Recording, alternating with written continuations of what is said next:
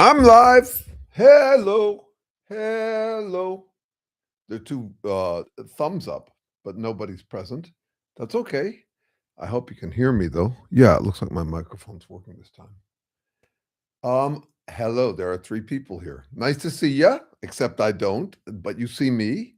I feel so exposed. Let me make sure my alignment is right. I don't want to give anybody vertigo.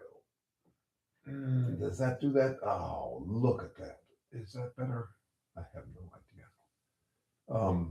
Technology. Anyway, hello. Hello. Hello, Jeff. Nice to have you here. Hello, Rob. Hello, Michael. My pals, my posse. Um, I'll start by reminding you that I want to work with your ideas if you want to work with me on them. Any ideas you've had this week? I've had many, but they're mostly reruns because I think about the same things over and over from different angles. I'm happy to report on some, um, but I would love to hear your ideas. Any thoughts you've had during the week? Remember that the goal here is catching them when they fly by in thought and conversation. When you have a conversation, when you have a thought, when you're dealing with someone who surprises you, finding an insight in there, harvesting it. When you hear yourself talking out both sides of your mouth, when you hear someone else talking about out both sides of their mouth, um, those are great opportunities to understand us better. That's what I'm trying to do. Now, I also want to say, um, just an idea that came up last night in a conversation with a couple of philosophical or philosophy buddies. Um, I don't just have to get along with you. I have to get along with me, which is a big deal. It's kind of the most visceral thing going on for me. And I have to get along with physical reality. So it's actually quite the juggling thing to get along with the outside world. It's become more of a juggle for us humans than it was, let's say, for other creatures who just had to deal with each other and their reality, their physical local reality. But we have a greater burden than that. We humans, because we can get so anxious, given that we have language, and we can, as a result, really need to get along with ourselves as best we can. So this is back on that theme of confidence. So when I'm talking about having an idea around other people, the most obvious and you could say satisfying, even self-satisfying idea is what fools they are out there. And I'm really at pains to try to avoid that. And I do that, I think, in two ways. One is I have to look at whatever they do and see myself do it. Two, I have to put a check on that. I can't just be into ideas that are self-flattering. I have to actually look at how they apply to me too. So there's that. And then there's uh, the kind of thing I put in my thumbnail this time, which is, I mean, I actually woke up thinking, will anybody come today? When I'm Jesus on a cross and all of that. Uh, um, yeah, no, I have to admit to my Messiah complexes to make it so you feel safer admitting to yours. That's how I can keep an eye on mine and how I can manage it. So the idea is where you come away saying, look at those stupid people out there, what I call dipshit theory, which is why would people do that? Because they're dipshits, unlike me. That's not the kind of idea I'm after here, or I'm suggesting as a source of great satisfaction. The ones where you look at what we actually have to go through as human beings and appreciate the complexity of it and all of that, that's more of what I'm talking about. Okay, let's see. I heard this one: narcissism be treated like an addiction. I completely agree. And we could then talk about what are we addicted to? What are we addicted to with narcissism or with heroin? And that's actually it's a trick question. Do you remember what I've told you about why heroin was called heroin? I'm asking you, Michael. Can you remember why it's called heroin? Anybody got why do we call heroin? Why was heroin called heroin? That very addictive drug. It's basically narcissism in chemical form. It makes everybody feel like a hero. Makes you feel like a hero, exactly. Yes, you feel invincible, you feel like a hero, you feel like you can do no wrong. Um, that appetite. Remember how much this has been on my mind lately. I'm thinking more and more in terms of mojonomics, which is the supply of and demand for mojo, meaning confidence, meaning self-confidence is what I'm talking about. That we as a creature would need that as frequently as hummingbirds need nectar. They have to eat every 15 minutes to stay alive, to stay afloat, you could say. Um, and we have all sorts of ways to hide our addiction to narcissism because it would be, well, it's buzzkill to admit that we need that buzz, and so we tend to take for granted all of the things that provide us that narcissistic thrill, and look for ways to get more of that thrill. I just think that's the human condition. But I should say something about that. I should say something about it. What hit me midweek. Um, I talk a lot about the dissociation or dumbass death spiral that we could be on and how it could lead to extinction. That humans are thrice, if not more, displaced from natural reality because we have feelings, which are a proxy, an imperfect proxy for what's good for us in our environment. Um, yeah, it makes us hungry and want sex, which is good for biological reproductive success and survival and all of that. But we also want heroin, which is not. So that's one level of displacement that trees don't have. They are just dealing with reality directly. They aren't intermediated by feelings. And then on top of that, we've got language, which gives us infinite power to displace. And so I am primarily concerned that humankind will become increasingly displaced as reality gets harder and harder to deal with. We'll check out into self-idealizing heroin-like addictions and thereby neglect reality, which will get worse. So I talk a lot about that, but I realized midweek, I am so glad for my displacements. I am so fucking happy to be a human. I mean, if I were a fern, I wouldn't know what I'm missing out on. And if I was an animal, I wouldn't know. These people yammering, who knows what that mating call is that humans do. I don't understand it. Says the dog or the bear or whatever. But God, is it fun to have all of these layers to play with. I am very grateful for my human life and all the displacement it makes possible for me. So being human is a total delight. It's a total white knuckle ride, freak out, and it's a total clusterfuck of heroin addiction or narcissism addiction because our self reassurances can go to our head, something like that. But if anybody thinks that I'm cranky, I'm not. Okay, that's all I want to say. Talking about economics, practical men who fancy themselves exempt are slaves to some defunct economists. Keynes. We're all trapped in the Friedman versus Marx world. Neither is correct. Okay. Ben Stein in Ferris Bueller. How ironic that he was talking about the Smoot-Hawley-Tariff Act making the Great Depression worse. Ben Stein, who I actually did bump into once in Mill Valley, California, a right-winger, I don't know that reference. I mean, I've seen Ferris Bueller, but I don't know the reference to what he's talking about. Hey, Paula, good to see you here. Let me see. Practical. Okay, so Michael, let's take a look at that concept there. Okay. So one of the things we can do is we can say the existing models are wrong, and then say that ours is right. Remember, I'm still talking about mojonomics. You're talking about economics. I'm talking about mojonomics. So that's a standard move, used for everything. It's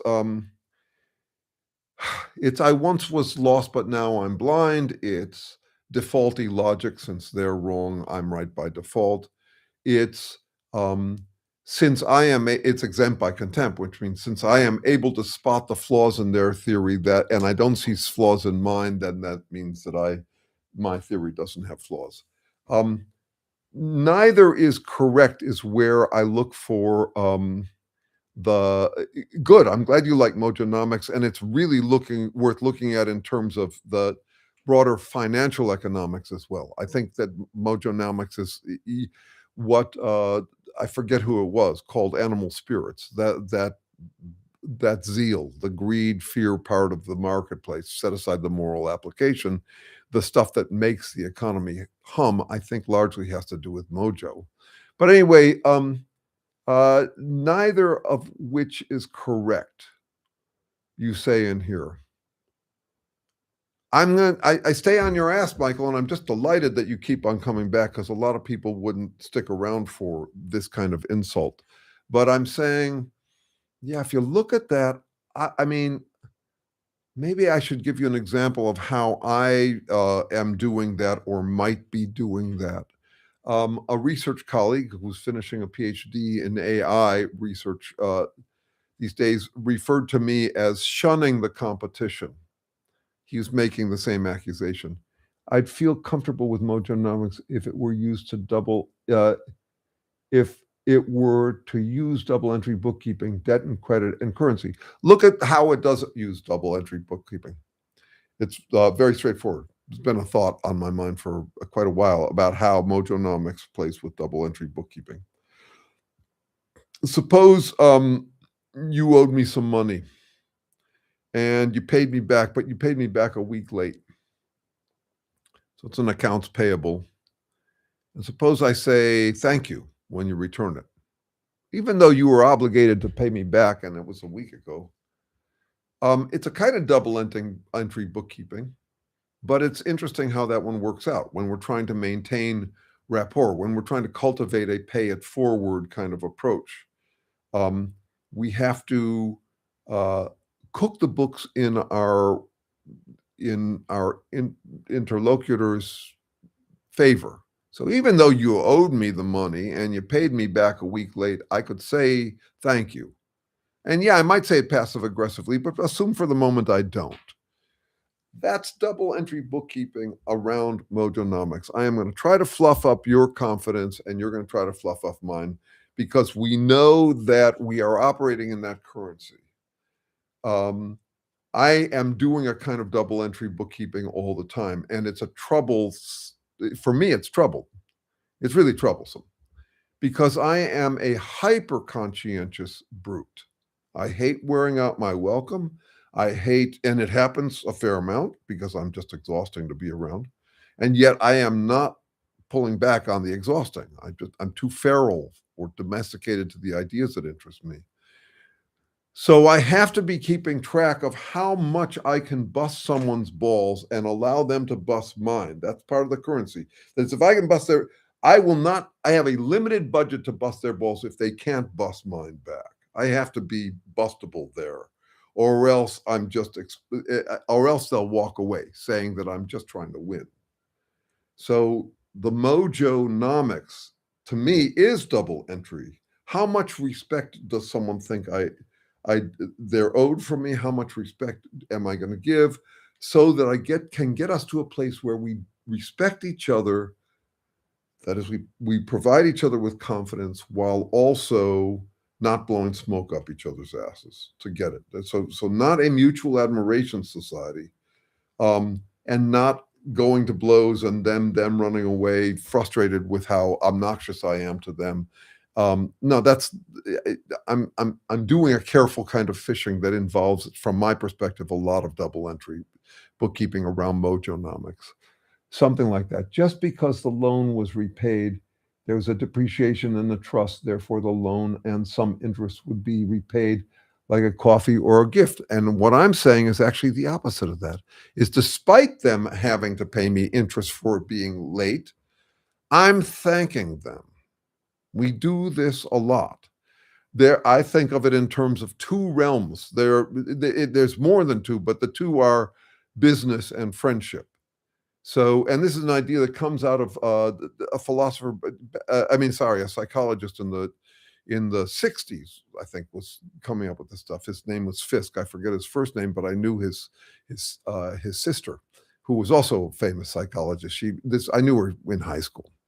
But anyway, it's that there's two worlds. There's the world of business, and then there's a world of friendship. In business, it's always payback.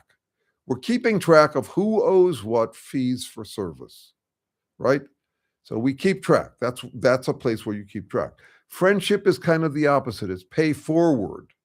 I'm not going to keep track of what you've paid and what I paid. I'm going to say when the bill comes for the restaurant, at the restaurant, I'll say, yeah, who's counting? I'll pay it this time, on the assumption that you'll pay it next time.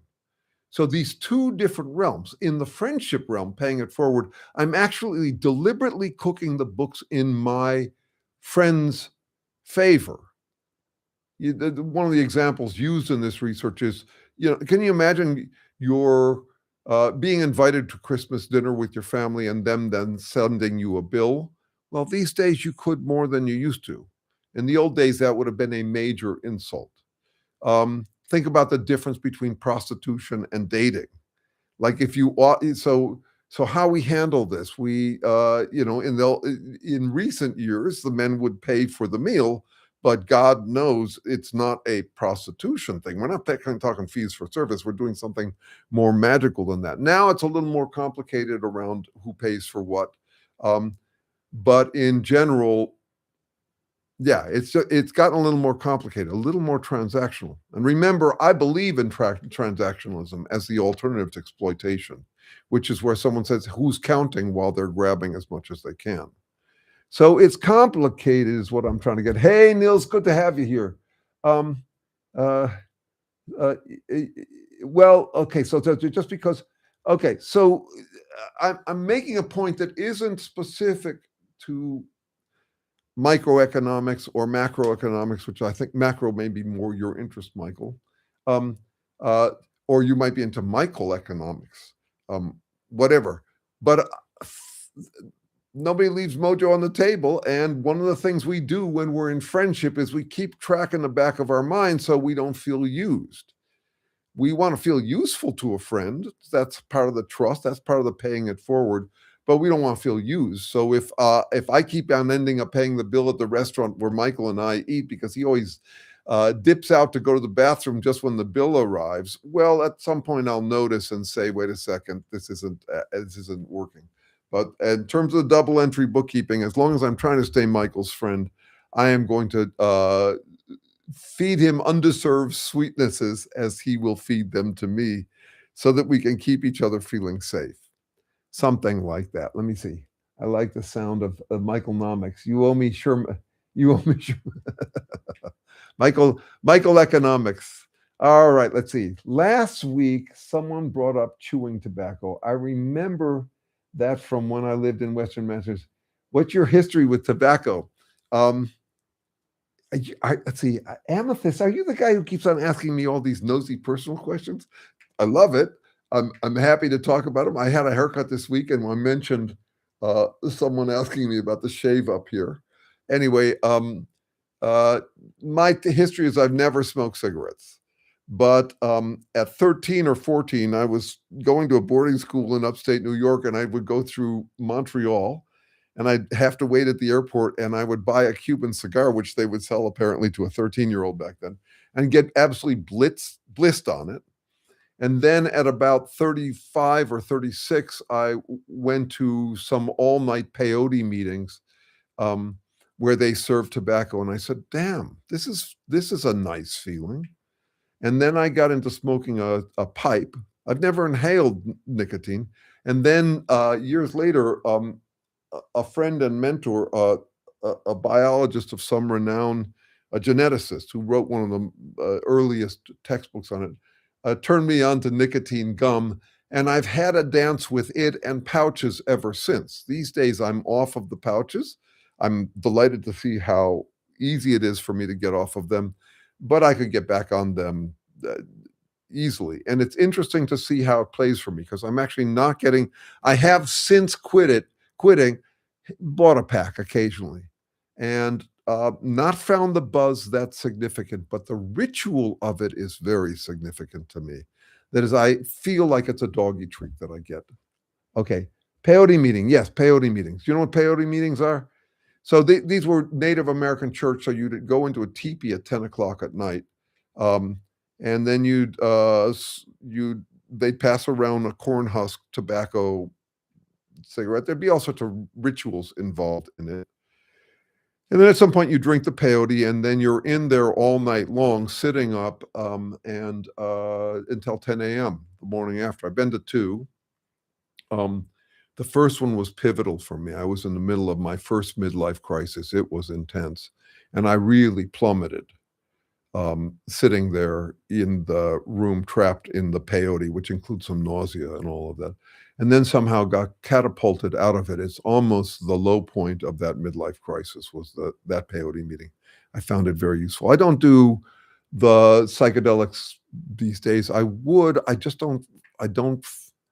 I don't find I'm not looking for something I get from them. I'm looking for that people think they can get from them, some magical wake up call. I don't feel like I need one. I feel like I'm happy with the rows I'm hoeing, the pursuits the intellectual or thinking pursuits I'm on. So I don't feel a need to get mind blown that way. But I do like an altered state. Um, uh, Yeah, no, you could try peyote. These drugs are around. I mean, at least they're around some places. Anyway, they're not a big part of my version of things because they are these days more associated with revelation, and I'm not about revelation. Revelation is this idea that if you get in the right state of mind, the truth is somehow revealed to you. And I think that's actually the opposite of what happens. Um, in the right state of mind, you don't have a uh, delightful discovery. You're tending to have more sobering disappointments, and that's not how we think of revelation. We think of revelation as a breakthrough, a seeing the light, finally coming to the truth. And to do that in an emotional state seems to me an oxymoron. Emotions are, I mean, yes, theoretically, you could find the real truth and be delighted to have found it. But more often, I think what we do is we find a way to stop feeling anxious and instead feel like we've found the truth and mistake that for the truth. And I'm not drawn to that at this point.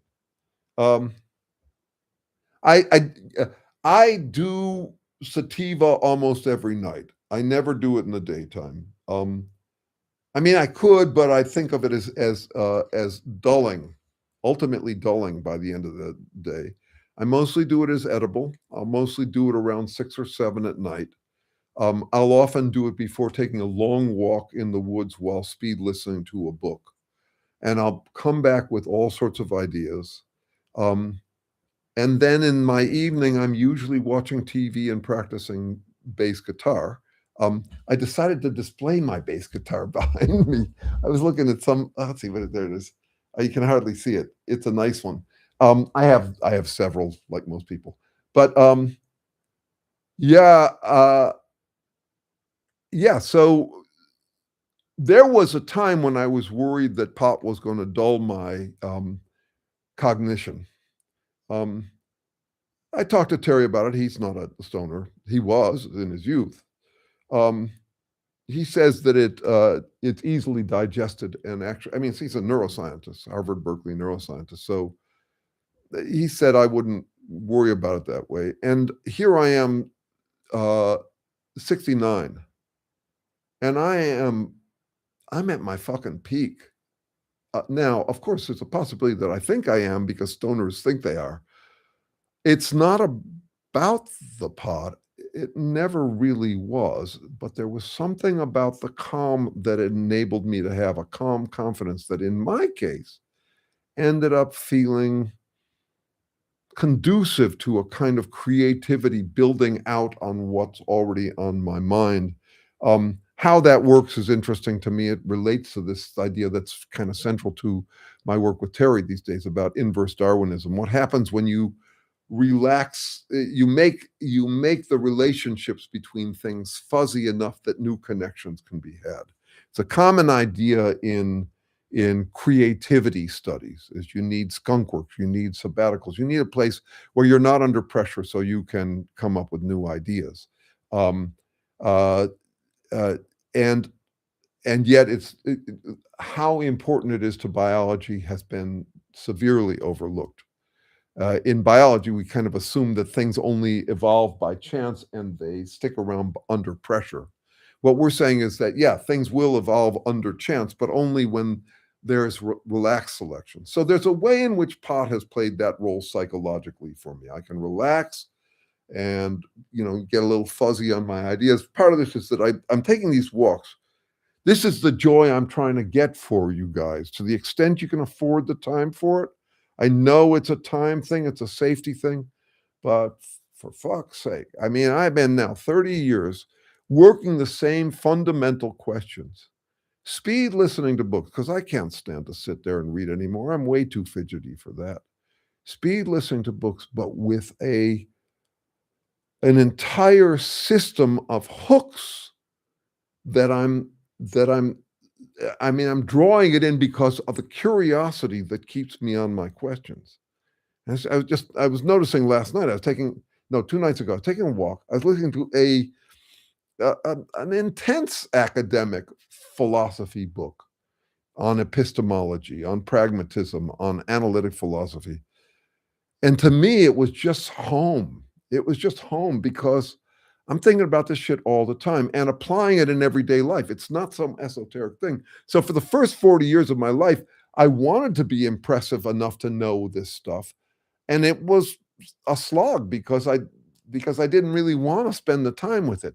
Well, being able to read by audio, which is far better for me, and being able to have some pressing personal fundamental questions, life-size questions that I'm reading towards has been the source of great joy for me. That's what I'm trying to sell here. And I've talked this out with actually that woman who gave me the nicotine gum. We both are on the same page with that about that. Sometimes people think of intellectuals as know-it-alls. We're kind of the opposite. Um, she's a she's a hungry intellectual, as am I. We have different appetites for what we study. Um, she's way more scientifically technical than me, and also in a way more. She's got a very different, more mainstream approach to how you deal with confidence or that religious appetite we might have. She works in religious naturalism as well. But we both agree that being an intellectual is not about how much you know; it's about how curious you are. So I consider all of you to be intellectuals. Yeah, if you're curious for a long time, then and you keep on sucking in stuff to feed your curiosity, yeah, you'll end up knowing a lot, but that's not the issue. The issue is whether you have an appetite, whether you're curious about something, and to be able to frame it up as a question. Sometimes when I'm with someone who's talking like a know-it-all, I'll ask, "What are you curious about?" And if they say, well, my primary curiosity is how to get more people to see things my way. I disqualify that question. That's not the question I'm asking. What is a live doubt for you now? If you don't have those, then you're not actually you have no reason to read anything more. So anyway, yeah, I think of um I you could say pot is my ally in a kind of intellectual pursuit, and yet it's not for the kind of joy one gets. It's not my heroine. I do know what it's like to feel it like a heroine. I I love a satisfaction in my body when I'm stoned. Um, uh, um, and occasionally I'll get this feeling that turned into a poem the other day I wrote, very short. I'm gonna share it. Hold on a second. Oh, Jeff just sent me the Ben Stein. That's good. I want to see that thing. Let's see. This is a poem I wrote a few weeks ago, but it's super short, so it's not a problem if I can find it quick enough. Um, oh, uh, sorry. Um, it's something about your it's almost there. Sorry. I hate doing this, but there it is. Um, almost there. Maybe. I put out a lot of stuff. I'm trying to work out better systems for distribution of my stuff, so I'm everywhere all the time. because not nearly enough people get to see me. I'm kidding. There's a lot of me out, but okay. Your life is lucky blessed if no matter where you're from, your younger self would be impressed by who you have become. Your life is lucky blessed if no matter where you're from, your younger self would be impressed by who you have become. Okay, so I want to say something about that because actually, I was just talking about how, yeah, when I get high, I can get that feeling of chuffedness. It's basically like, if you imagine being with a partner, and most of it's just the practical everyday being with your partner, but then every once in a while you get this welling up of feeling of adoration for your partner. That's me with me. That's my feeling of what a grand fellow I am. But if you think about that line, and I always have to do this with everything I write, I have to look at it from opposite sides. I have to rebrand it to someone else. I bet that that the younger Donald Trump would be very impressed with who he has become.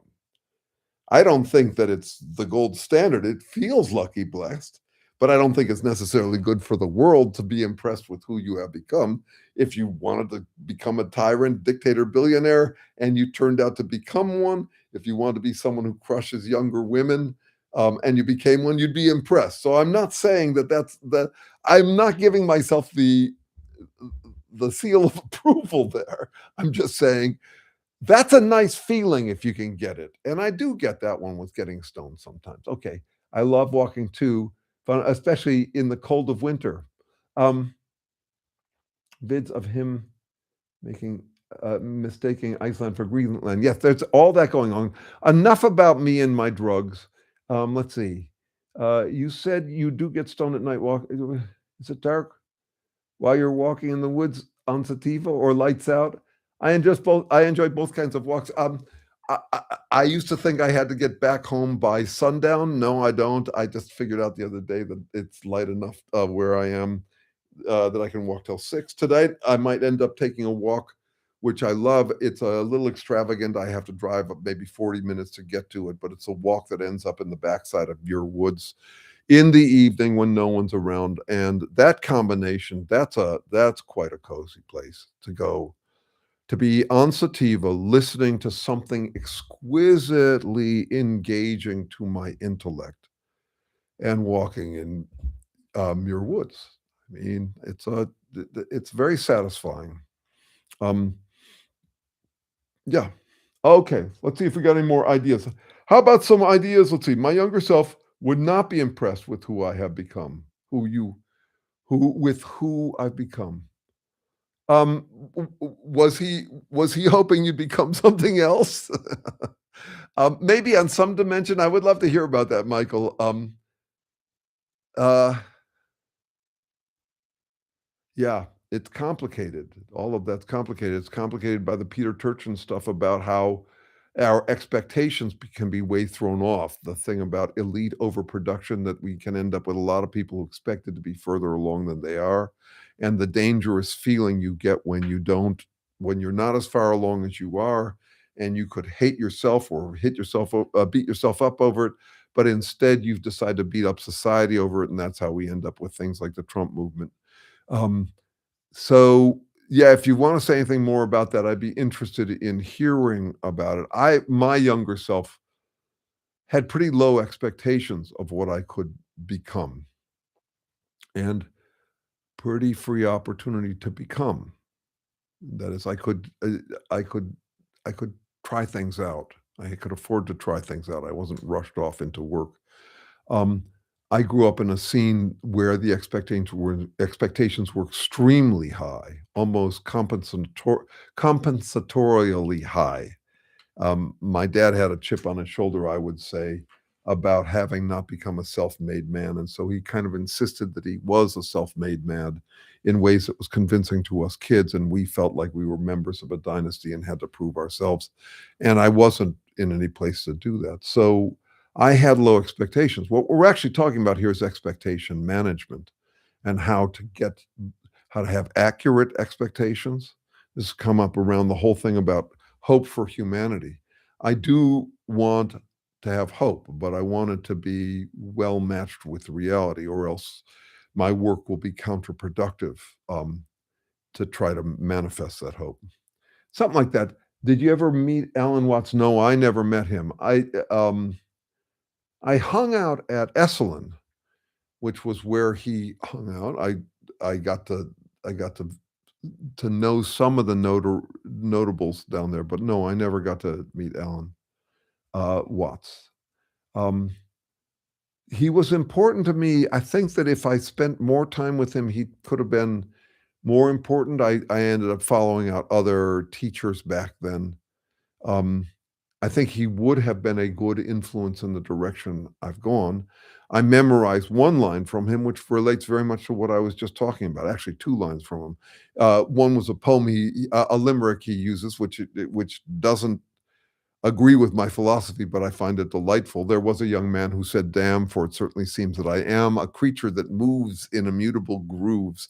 I'm not even a bus, I'm a tram." But the line that I really like is about expectation management. The lifestyle of one who follows the Tao must be understood as a form of intelligence. That is, knowing the patterns, structures, and trends of human and natural affairs well enough that one uses the least amount of energy dealing with them. That fascinates me. Um, it's yes, so like that. No, I didn't meet Fritz Perls, but I probably had dinner with. I mean, we were in the same lunchroom. Um, I uh, he was a big deal back then. Um, and I think I might have been too intimidated to take one of his workshops. We're talking about 1974. I'm maybe 15 years old. I spent a month down there working as an intern. Um, yeah, I ended up following out others. Though though I do like I'm not in this world, whatever the quote is, the most famous quote from him. I like to even back then, I was doing a cynical thing with it. If we happen to meet, I'm beautiful. If not, you can't be helped. Um, uh, I was just playing with the edgy smugness of it. That line about "I'm not in this world to live up to your expectations. You're not whatever." Anyway, let's see. Um, Anybody have any thoughts? I mean, I'm happy to disclose all this stuff about me, but it's not really the main thing we're here to do. I did get some old. It was very powerful. Uh, Corey Cat, we may have both been subjects of or subject to the encounter group movement. So this explains some of my shamelessness. Um, and I no, I have shame, but there's something about my form of disclosure. For example, referring to my Messiah complex on the thumbnail for this thing, that makes me a little bit of an outlier. And I think that Fritz Perls, the encounter group movement, was conducive to it. Let me explain. And this is also going to be somewhat shameless. Um, I was the third born in four boys in a competitive family and didn't feel like I had much game with the women. We were all interested in women, and I didn't have much game at it. In part because I had been I had somehow taken on the role of the identified patient in the four of us boys. I was kind of considered the troubled child and cultivated that image. I think it became part of my identity is that I was the one who was troubled and anxious and all of that. My parents got into encounter groups and then started to take us to family therapy encounter group things with my three brothers and me. And we would go to these things where you were supposed to be brutally honest. We were living in an era when the assumption was if you're truly honest about your feelings are truth, and the truth will set you free. I don't think it's true. It was a dangerous thought. It hasn't worked out that well. But anyway, I was definitely of that movement. And suddenly, I remember this one conference we went to. The family went to a family therapy conference. My dad, my mother, the four of us boys. And it was in Snowmass at Aspen. And it was all supposed to be on counter group and honest and stuff like that. And I could star. I could star by being the mouthiest, most shameless person there. I could speak really raw about what was going on inside me, and I got the girl. There's a girl there. She was the daughter of the leader of the conference, and so the reinforcement I got her, my brothers didn't. I lost her the last night. There was someone else there who was much more, um, a he-man kinda guy, but I got her. She was, I think, 2 years, 3 years older than me, and we got to fool around, and it was because I was so blunt and honest. Now, I had this background in being blunt and honest from having already had 5 years of 4 days a week psychoanalysis. So my ability to speak from my shadow was already being cultivated, and then I scored with women, and that was how I became shameless enough to have a conversation like this. Um, I I think I'm doing it now to be useful, not to get the girls. I'm certainly not getting the girls, and wouldn't know what to do with them if I was. Um, but uh, but that was where I ended up, and that's where I end up kind of philosophically is I think these times call for greater tact and kindness. I think these times call for greater honesty about what we really are. And I've had several encounters this week that make me, um, yeah, make me feel like that's the hardest thing. I had 2 this morning, pro-Israel Jewish women friends who are on my ass about, my well, something very affronting that I wrote probably yesterday, that I'll mention here because I mean, it's the kind of idea that I'm playing with. Let's see. No, this was bothersome to them. It's in quotation marks. I'll often make a point in information in quotation marks to show that it's the kind of thing that I or someone could say, probably something that someone else would say. It says, I mourn the Holocaust because I'm Jewish, not German. Now, a Jewish run Holocaust, I could go for that. That's fucking incendiary. You certainly couldn't pull that off if you were not of Jewish descent. But I have heard from two very pro-Israel friends, one of whom has a son fighting for Israel over there. And the question became, uh, is it a human thing? I'm actually not talking about Jews and Holocaust exactly. I'm talking about how when society becomes stabilized as the oppressors versus the oppressed would want to become the oppressors. If those are the only two choices, they know which one they'd want. So this is why, from my perspective, most revolutions end with the revolutionaries, the former have-nots becoming the next haves. That was my point. But there was a sense that, how dare you say that about the Jews? Well, one of the reasons I'm saying it about the Jews is because I think that we're actually fomenting a fair amount of anti-Semitism with our action, as though we are um, somehow the permanent victims in the world. I think the Tucker Carlsons and those people who are coming out of the woodworks anti-Semite are finding room for it because of Israel's action. But you don't get any of that from someone who feels like the victim or feels like they're victim adjacent. So one of them called me out on the Facebook page, says, "You're safe and wealthy. That's why you don't understand." And I had to say, darling, if you want to use that argument on me, don't invite me to your mansion for dinner in your house in England. I mean, I've been to your place. You are far more wealthy than me, and yet you act like you are on the ground a victim of the Gaza atrocities to Israel. Um, it's complicated, and I don't know as much as she does about it. I don't follow that issue as well, but by the end, I was saying, I can't afford the luxury of pretending that my tribe is an exception. This is what people do. I'm trying to figure that out. Okay. Um, let's see. Let's see. They always feel like they are the victim. They always claim victim. They always claim that they are The heroes saving the world from the bad guys. It's and they never notice. They would notice that about any other assholes but themselves. So a Trumpist would be quite easily able to say that the leftists are just virtue signaling. Um, they actually they're just greedy and selfish and trying to make money, but they pretend that they're doing something good. But they will not see that in themselves. They can't see that in themselves. No, Trump means it. He's really trying to save America. So it's fascinating how those exemptions work. Um, and that's tied into what I call exempt by contempt. I think it's a useful term.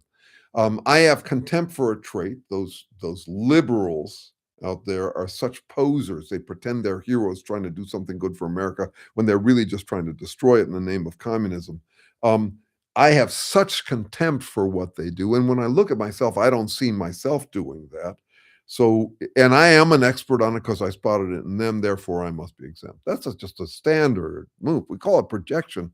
I think it needs to be filled out more than projection implies. Projection's a really big deal. And for all sorts of innocent reasons, what we call attribution error, um, but also it's highly motivated. I'd much rather see the problem in you. If you hurt me, if you punch me in the arm, that's going to hurt me more than if I punch you in the arm. It's as visceral as that. So yeah, we are all, I think, inclined to cry, "That's not fair to me," and then assume that we are the fair-minded ones. What do we got here? The book titled "Be Happier." Let's see. Hold on a second. About curiosity, being grown up. Let's see. I once got a letter and book from a psychic medium. Still can't figure out that one out. Let's see. Hold on a second. I'm just going back to make sure I haven't missed anything straightforward. Okay. Here we go. About curiousness. Being grown up is a childish idea. I think it's interesting how people who define themselves as grown up have figured out what a grown up does very early in their life.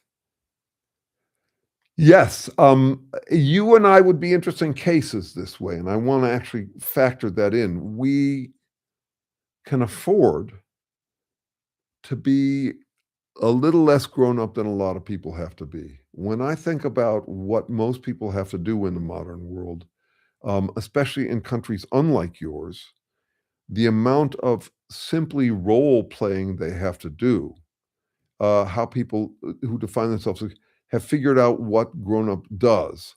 So that's the roles they have to play in order to get by. Um, uh, I have to cut them slack. It's not just that they're indulgent. In fact, if anyone's indulgent, it would be me, not them. They're kind of forced into playing grown up all day. And it's very interesting if they ever retire from it successfully.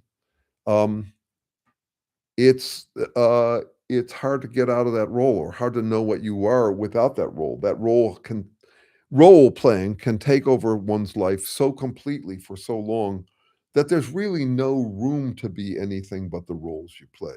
This would be true of mothers, of children, of spouses. It would be true certainly of people who work long lives, even people who work successful lives where they're rewarded for playing those grown-up roles.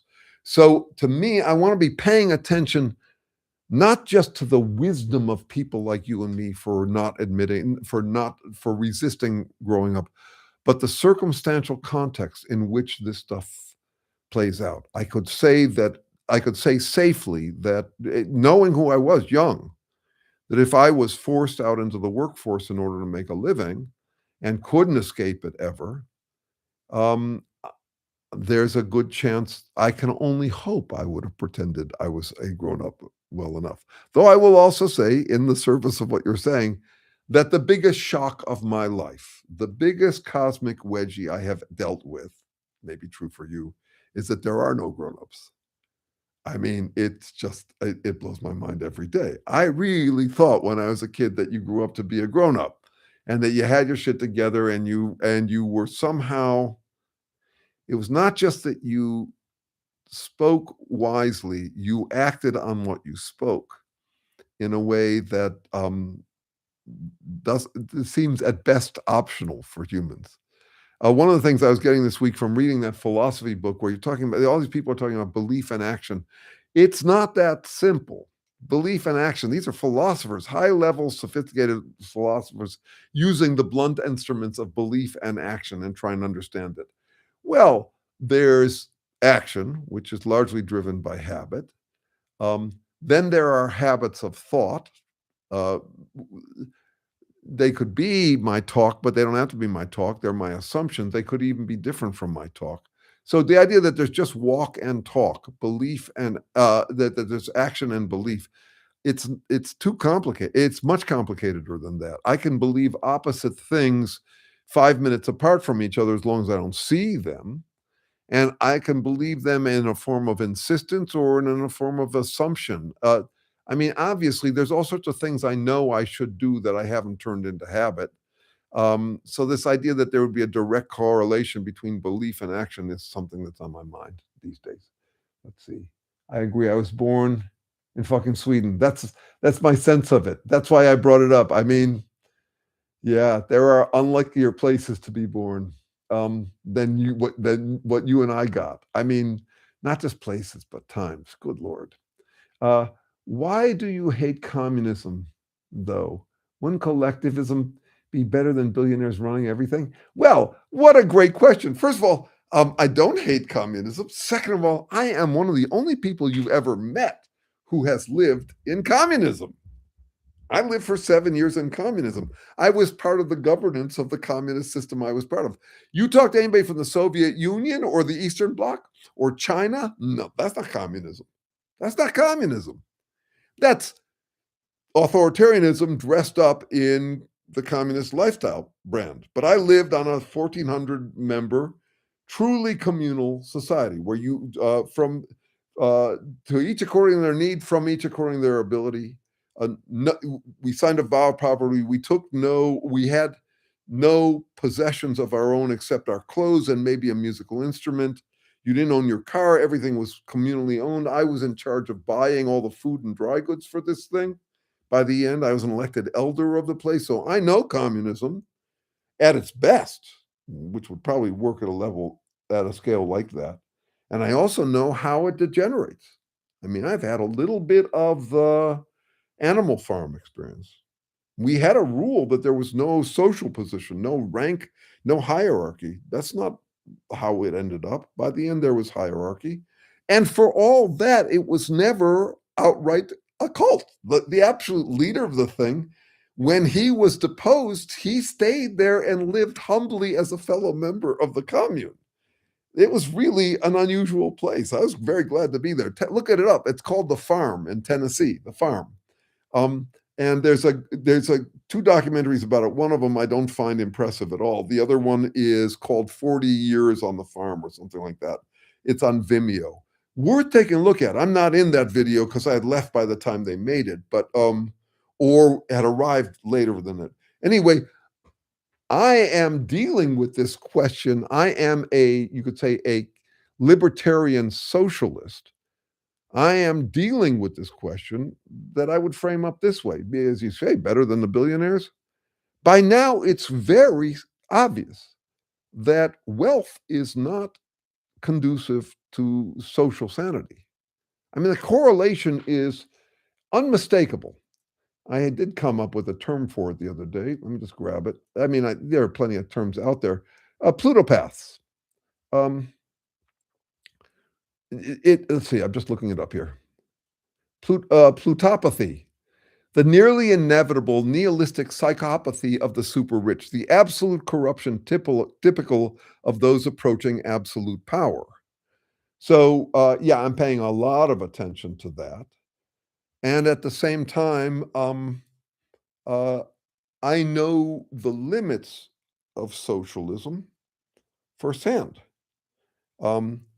And so I think we are all libertarian socialists. We're all trying to figure out how to deal with the tension between freedom and fairness. We're all trying to figure out that the parallels are everywhere between salaried and freelance. So I want the security of a salaried job, but I also want the freedom of a freelance job, even though it doesn't give me the security. Married versus player. I'd like the security of being married. So I'd always have someone around, but I'd like the freedom of being a player. Those tensions are built right into humans. I think we are all libertarian socialists. We like our freedom, but we'd also like a safety net. How we deal with that is, first of all, I would say get off the fucking one-sided lifestyle brands. That's just lifestyle ornamentation. To claim that you're like a progressive or a conservative, what does that mean? That you believe in changing everything or that you believe in conserving everything? Nonsense. Nobody does. Are you a communist? You believe everything should be shared, including your spouse? Where you draw the lines becomes the interesting question for me. So that's how I feel about communism. In a nutshell. Let's see. No, and also you get away from these kind of false dichotomies. There could be something between absolute communism and the billionaires running everything. We have trouble maintaining it because the rich get richer and more powerful and more nihilistic. You can afford to have no conscience if you're really wealthy, because I mean, no one can hurt you. That's I think one of the biggest blind spots we're dealing with the Trumpists. We keep on making these moral arguments against them, pointing out that they're hypocrites or that they're just self-dealing, as if that exposure is in some way damaging to them. Well, it could be damaging if there were people on the fence about these guys. But for anybody who's in that movement, you're flattering them if you call them a hypocrite. You're flattering them if you say that they have a double standard. Damn right they have a double standard. To them, that is a status symbol. For them to show up as a hypocrite is the equivalent to them showing up with a fleet of Maseratis. The poor folks, they want to look like billionaires. They want to feel like billionaires. What do billionaires do? They get to live off of their own impulsive double standards hypocrisy full time. That's bling. Okay, so when you say, look at these guys, you see what they just did? See, that finally proves it. This guy's a hypocrite. That flatters. And I don't know what else to say because these guys are flattered by everything. That's the whole point of their self-rectifying movement. Everything proves they're right. But I do think it's worth pointing out that that's an impotent approach. Do you see what they did? That proves they're hypocrites. Yes, they say. That proves we're hypocrites. Oh my God. I'm just glad to find someone still asking questions. Me too. Me too. Right. When they do, I get my grown-up card in the mail. Right. Okay. Let's see. Adulthood responsibility, not maturity. I say I've wasted my whole life learning things I now already know. I love those kinds of ironic statements, and that one relates to the grown-up thing. I did come up with something related to it the other day, which is my bad. My educated guess failed. It's continuing education. So this is important to me. It's really a calming. It frees me into what I'll call consternation. The consternation, but a calm attitude about it. And it's related to fallibilism. So I fuck up. And it sticks with me. All my life, this is the hyper-conscientious side of me. When I screw up with someone, it dogs me for a while after. That's actually to my credit to some extent, or to my credibility to some extent, because, for example, with my older brother the other day, I said I was sorry back then, but that doesn't count for anything. What counts is that I can remember 5 years later what I did that failed with you, that was wrong with you. And I'm still sorry for it. Because sorry can often be a substitute for actually keeping it in mind. It could be a way that someone gives themselves self-absolution. Look, I said, I'm sorry, so I'm absolved. So there's that anxiety that I've got. But I have to keep this in mind. One, that's the fundamental ironies of life, that I cannot escape ironies. I can make educated guesses, but even an educated guess that's like 90%, if the 10% comes out, that didn't mean it was a wrong bet. It's a fundamental thing that's really important to me. If I bet on the better odds and the worse odds come out, that doesn't necessarily mean I place a bad bet. Okay. On top of that, it is betting and it will never not be betting. I always am deciding, I'm making guesses. So the heart of fallibilism for me is no matter how confident I am in a bet, I remain still more confident that it is a bet. And that something failed strategically does not mean it violated a moral imperative. It could have, but it doesn't necessarily.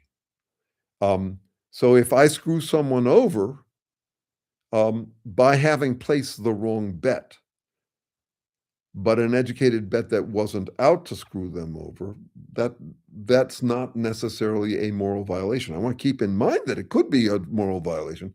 This played out in my dating life 11 years ago. I retired from it, but back then my rule was I cannot be with a partner who automatically translates disappointment into you have violated a moral imperative, or I want into you owe.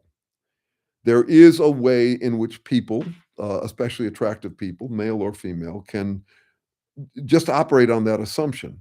If I'm disappointed, you were disappointing, you violated a moral imperative.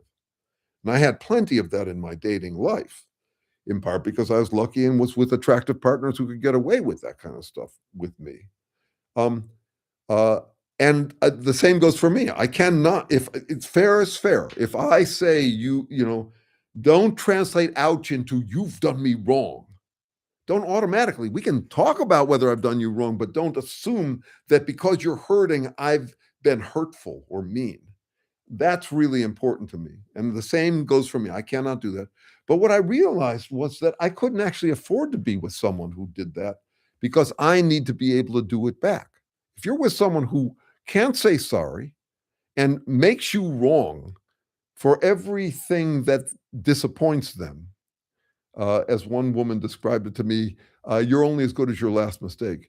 The problem, yeah, you'll get bullied, but the problem is you actually can't engage in the kind of growth you want, which is where you get to say you're sorry. You get to remember where you fucked up. If you're with someone who won't remember that stuff, you cannot maintain any kind of power balance unless you also clam up. That is not the growth I want. Even if the woman's attractive, I didn't want that kind of growth. I did leave some relationships over that. I need an environment where I can say I fucked up. And I can't if the entire thing is sided against me like that. Oh my God. Let's see what we got here. I've been missing various things along here. Let's see. My parents grew up in Cuba, so that may not make. No, yeah, no, I would. Well, it's an interesting mix. I don't know. Uh, um, I don't know who. I don't know Cuba well enough to know. I think there were things about it. The other thing, there's a wonderful. You know who I've been watching a lot lately and appreciating a lot is this guy Anthony Scaramucci, who was for 11 days Trump's spokesperson. I need voices that are from a different perspective. I think he's sharp. I think he's actually wise. And he just did an interesting interview with a guy who from China who a Chinese guy who spent some time there and is working out the differences between the United States approach and the mainland China approach. I actually been to mainland China for a month. Wonderful experience. Anyway, that thing about so those are different from communism and capitalism. I wouldn't say the United States is capitalist, and I would not say that China is communist. They are in name, but that's not the point. They are different approaches, and they're doing some interesting speculation about that. Okay, so let's see what we got here. Further billionaire isolate, the more bizarre they become in general. That is true. And something that haunted me that's true from my perspective and from my experience. See, the interesting thing for me, one of the main reasons I was anxious growing up is that I grew up in wealth at a time when we were talking about equality and socialism and in a culture that actually bred that. And with a father who, though wealthy and an inheritor himself, was fighting with Ralph Nader, with Saul Alinsky, with the Chicago 7. These were people in his life and to some extent mine. I knew Ralph Nader pretty well. He'd come over for dinner, that sort of thing. I felt incredibly guilty about it. about having inherited the money. I inherited money at 16. It wasn't that much, but to me, it felt enormous because it felt undeserved. And I was dealing with the question that Donald Trump and the other billionaires deal with, which is how do you justify a thing like that?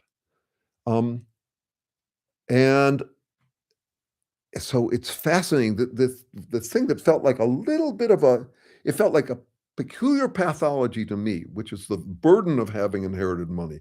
My brothers did not seem to have this problem with it. My cousins didn't have this problem with it. I was the only one who really went all out. I mean, I signed a vow of poverty and gave up all the money I had inherited at 20 because I was so dogged by this fucking question. No one else in my family was. It turns out a lot of what's driving society was how people cope with that issue. Donald Trump getting 400,000 inheritance and all 400 million inheritance. Elon Musk, these people got a serious chip on their shoulder and are compensating in spades for it with all sorts of rationalization and worldview that is just it's the breakthrough. They might have even gotten it on ketamine or I mean, Musk could easily have gotten these kind of Trumpian revelations, fascist revelations on drugs. He was heading a different direction, but somehow he had the breakthrough that made him feel free. Yeah, certain truths will make you free, will free you, but they aren't truths. They're self-soothing, reassuring worldviews, something like that. Jesus. Okay, let's see. Rich eccentric billionaires. Okay, let's see. All right. Charleston was brilliant, also a white supremacist. Um, could be. I don't know his white supremacy very directly. People back then were kind of like that.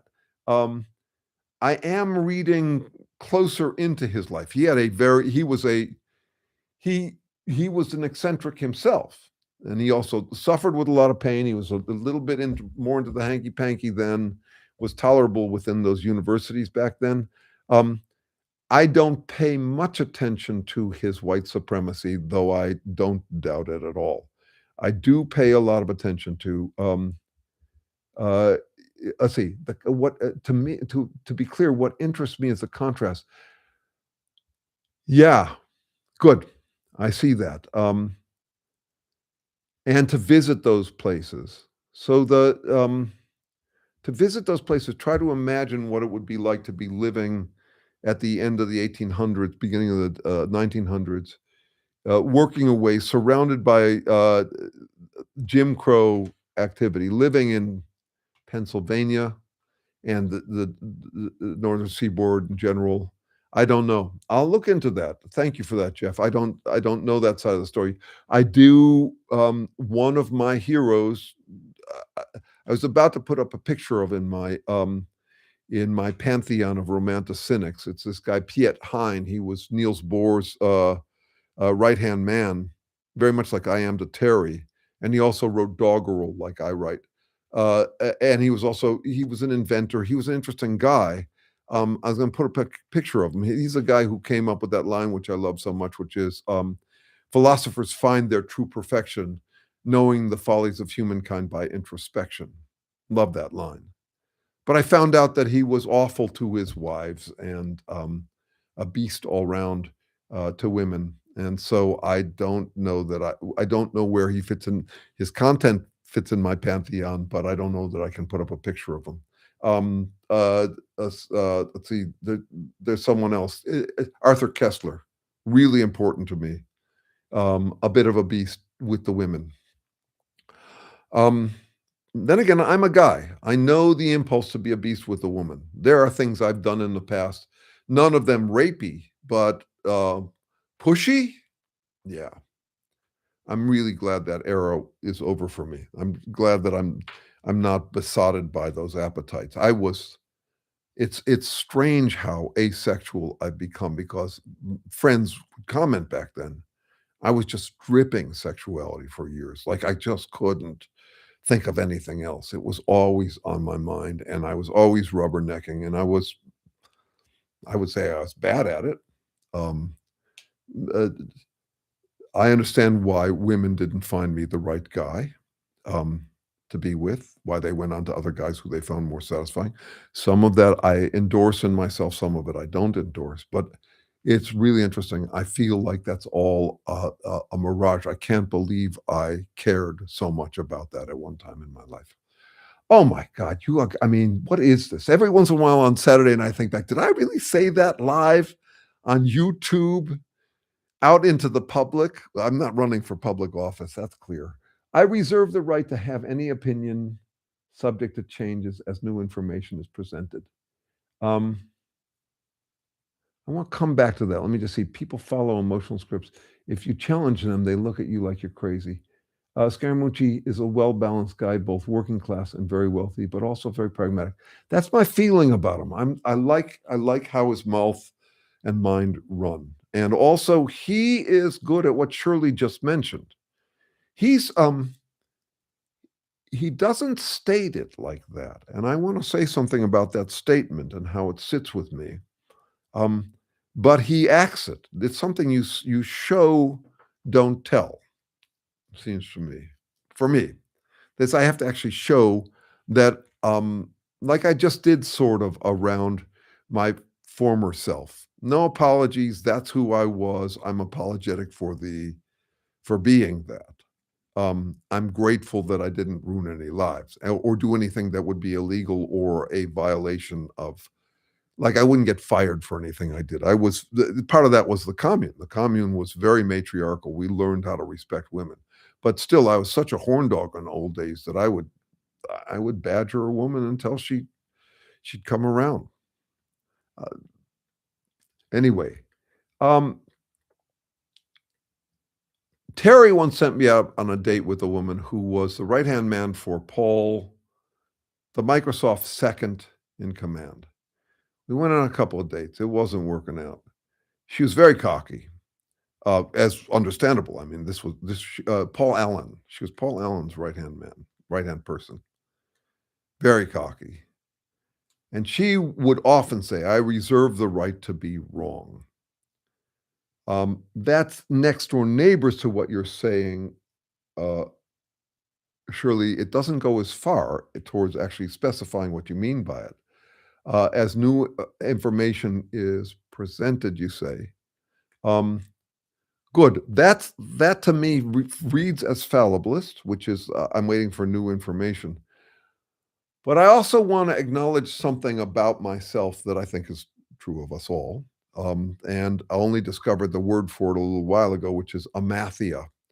It's a Greek word, and it means it's basically what the sophists do. It's where you come up with rationalizations for what you want to believe.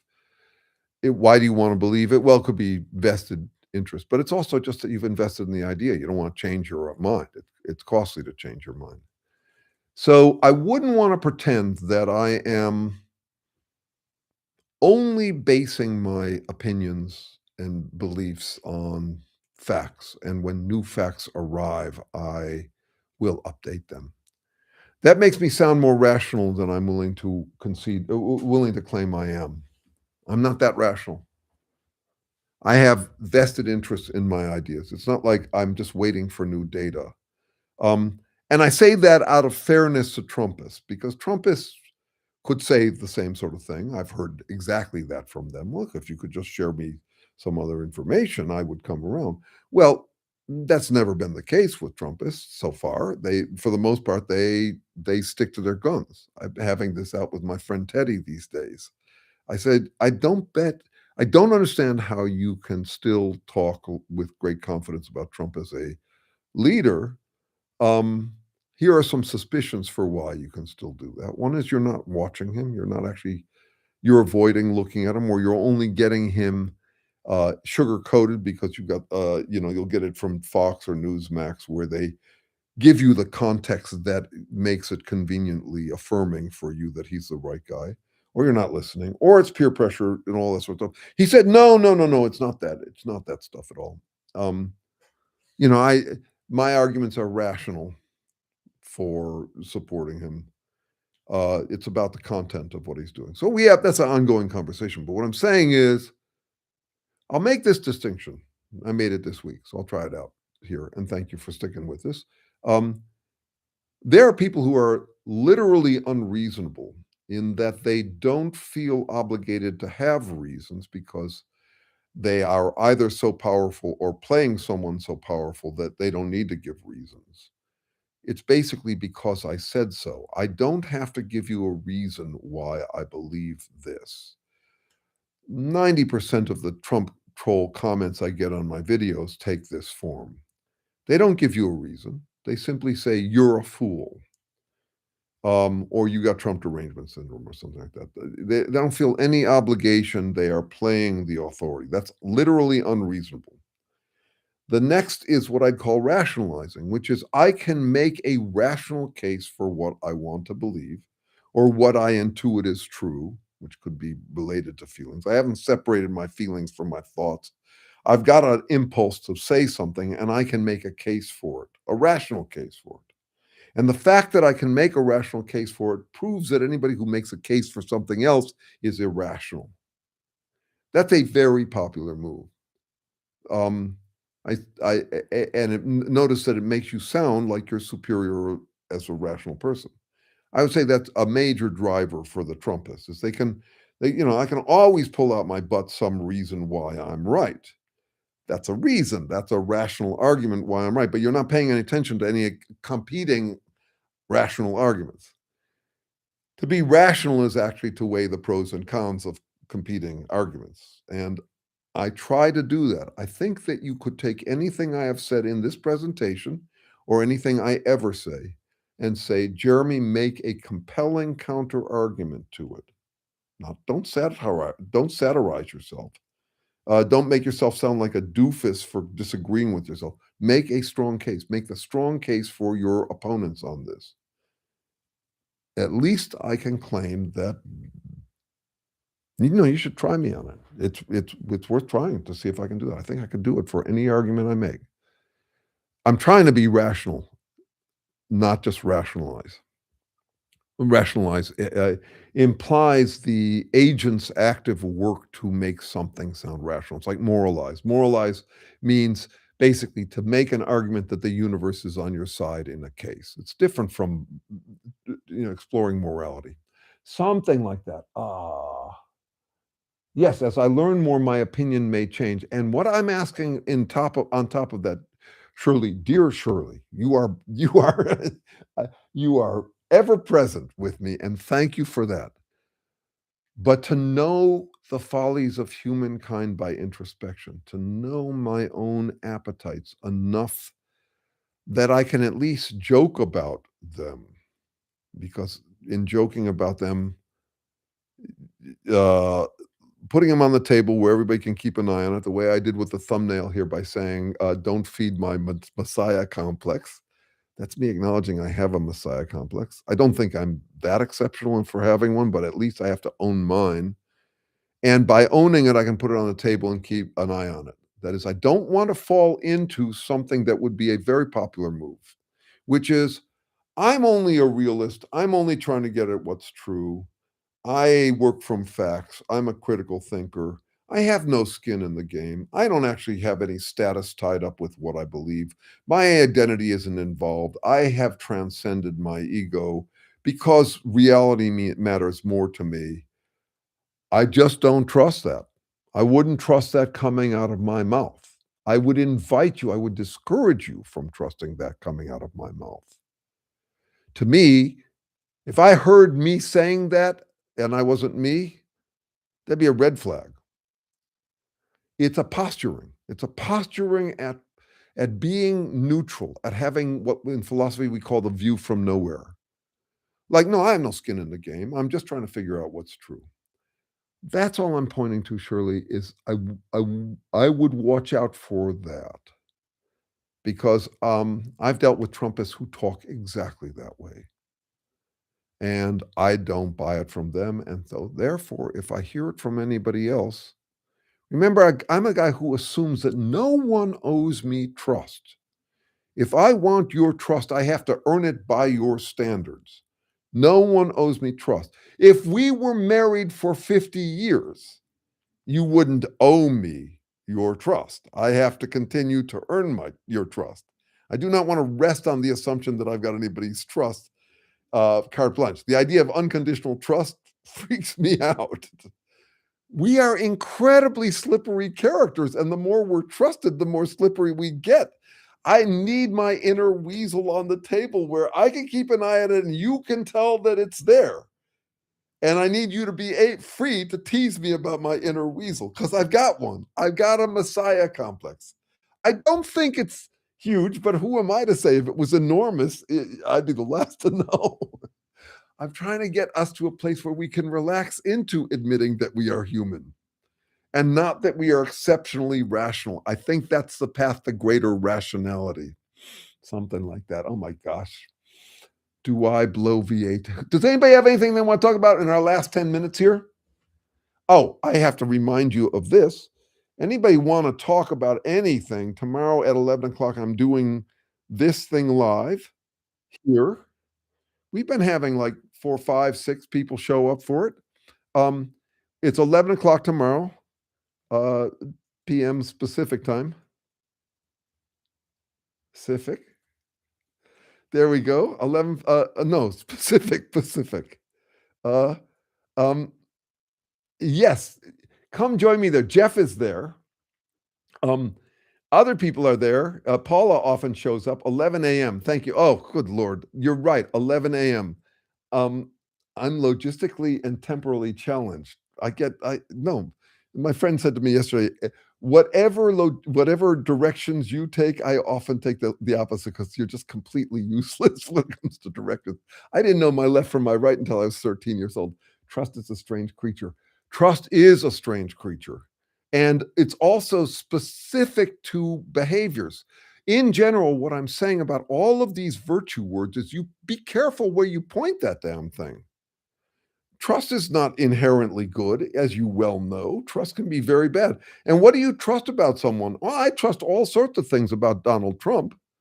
I mean, I really trust him to act the way he does. He's like clockwork, um, very reliably trustworthy as someone to not trust.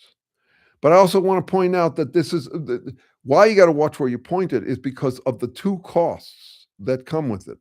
They're false positives, false negatives about all of those virtue and vice terms.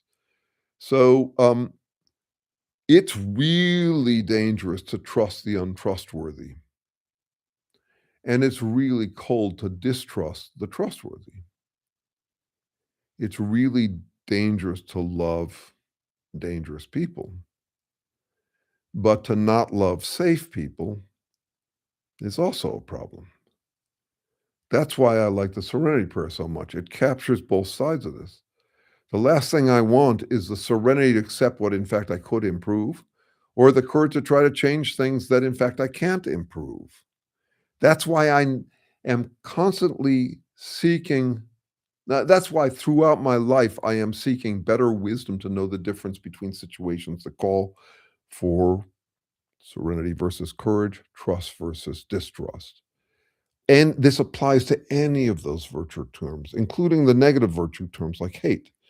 Um, it's really good to hate awful people. I really think so.